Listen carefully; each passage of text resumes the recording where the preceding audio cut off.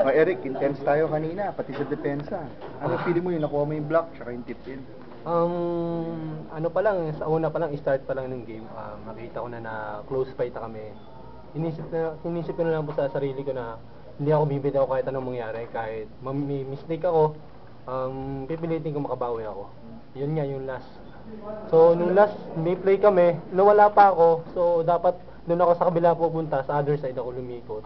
So, ito na naisip ko, once na sumala to, hindi namin ma-convert, talo na kami, double bukol sa akin. So, nag-ano na lang ako, baka sakali, baka makukuha ko yung bola, yun naman, binigay sa akin ni Lord yung panalong to. Ano yun, napunta sa kamay mo yung ball?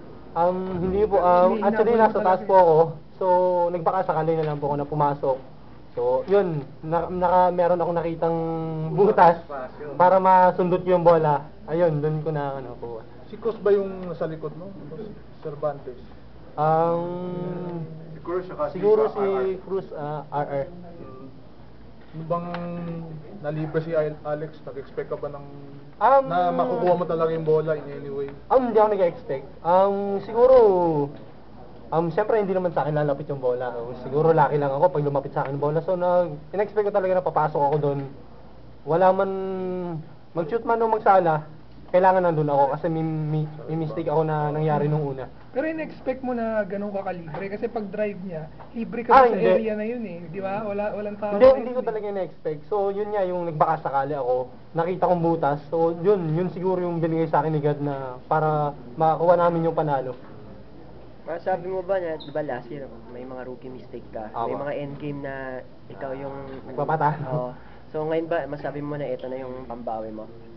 Siguro hindi pa.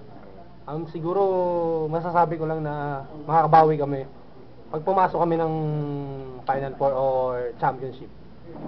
Siguro naman kaya naman namin to, wala lang sa amin bibitaw, laban lang ng laban.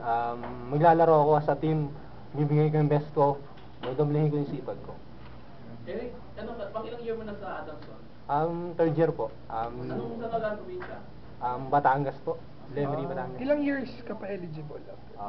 After nito, 2 years pa. 2 years. So second year mo pa lang sa UAP, pero third year mo na sa... Okay. Yeah? Okay. Okay? Thank you.